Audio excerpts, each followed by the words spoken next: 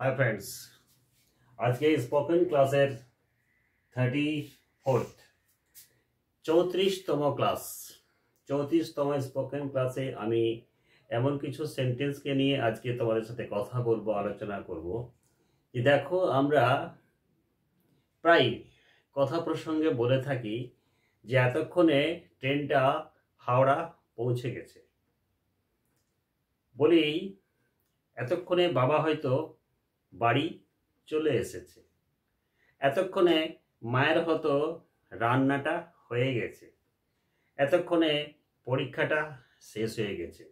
এই যে কথায় কথায় এতক্ষণে এতক্ষণে এতক্ষণে দিয়ে আমরা যে সমস্ত বাক্যগুলোকে ব্যবহার করি, তার মানে এই বাক্যগুলোর মধ্য দিয়ে আমাদের কি হচ্ছে, একটা পসিবিলিটি প্রকাশ পাচ্ছে। আর এই পসিবিলিটি বা সম্ভাবনাটা যে একদম নিশ্চিত কনফার্ম, মানে 100% কনফার্ম, সেটা কিন্তু ধরা পড়ছে। তাহলে এই ধরনের সেন্টেন্সকে যখন আমরা স্পোকেনের ক্ষেত্রে ব্যবহার করব বা লিখব, তাহলে সেক্ষেত্রে কীভাবে লিখতে হবে সেই কিছু ট্রিক্স নিয়ে, সেই কিছু ফরম্যাট নিয়ে আজকের ভিডিওতে তোমাদের সামনে আমি আলোচনা করব।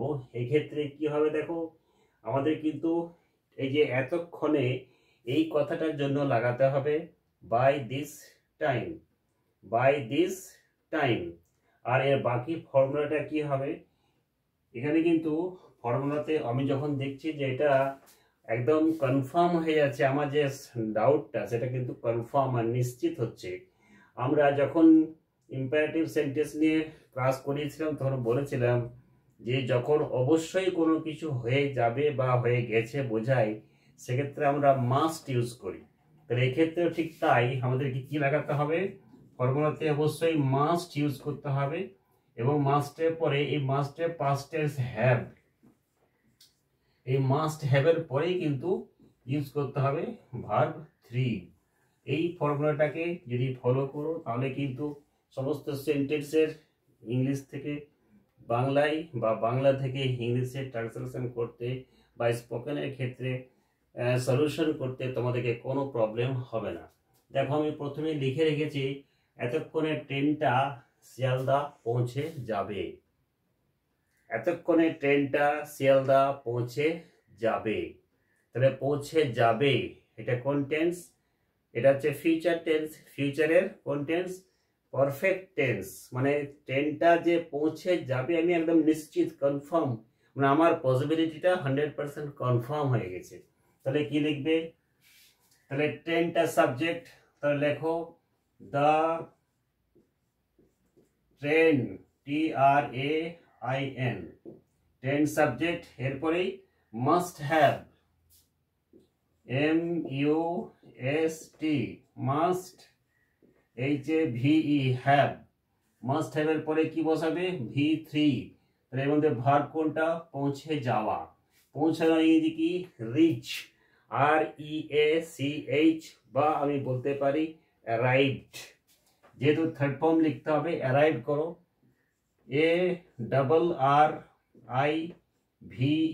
ARRIVED, arrived. কোথায় পৌঁছাবে, শিয়ালদা। অ্যারাইভড টু, বা অ্যাড করতে পারো শিয়ালদা, SHIALDAH,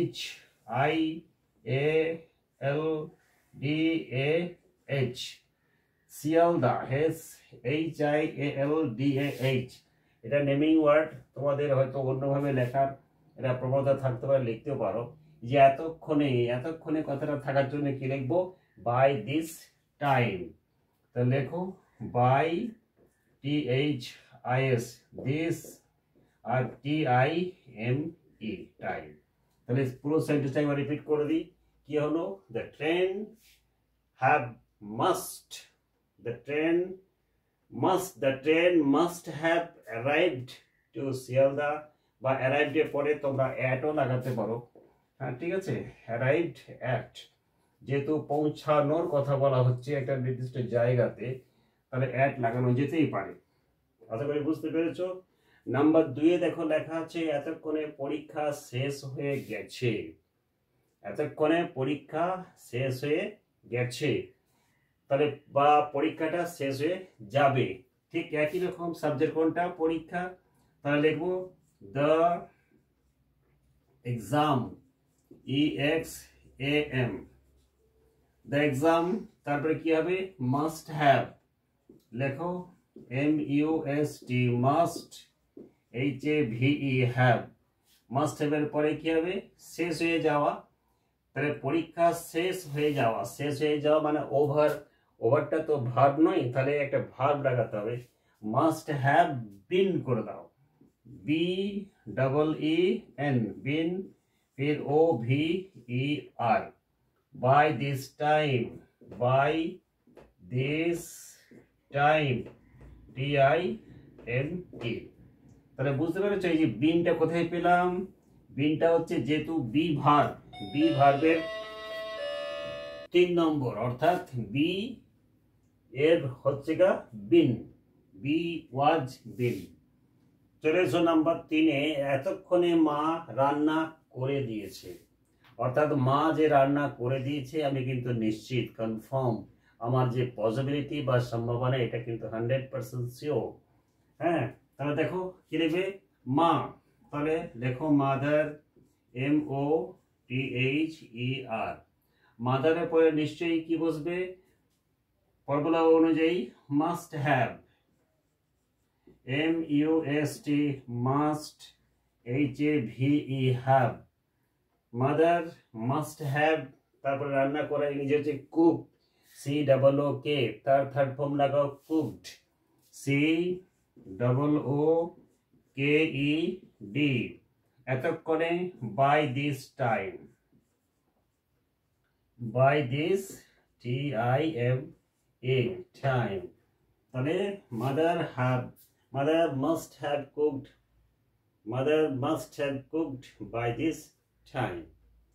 তাহলে বুঝতে পারছো তো, তাহলে এতক্ষণে এই কথাটা থাকার জন্য আমরা মাস্ট হ্যাভ অবশ্যই ইউজ করব, তারপরে ভার্বের থার্ড ফর্ম ইউজ করব, তারপরে এতক্ষণে কথাটা থাকার জন্য আমরা একটা কি যোগ করছি, বাই দিস টাইম, এটা একটা অ্যাডভার্ব, এটাকে আমরা লাগিয়ে দিচ্ছি। নেক্সট দেখো লেখা আছে এতক্ষণে লোকটা মারা গেছে। তাহলে লোকটা যে মারা গেছে আমি নিশ্চিত, তাহলে কি লিখবো, একই রকম ভাবে করে নাও। তাহলে লোকটার জন্য লিখবো দ্য ম্যান, তারপরে must have, MUSTHAVE, the man must have. মারা যাওয়া ইংরেজি কি হয়, ডাই, ডাই মানে মারা যাওয়া, ডায়ের third form died, DIED, the man must have died. তারপরে এতক্ষণে এই কথাটা থাকার জন্য বাই দিস টাইম। বুঝতে পেরেছো তো?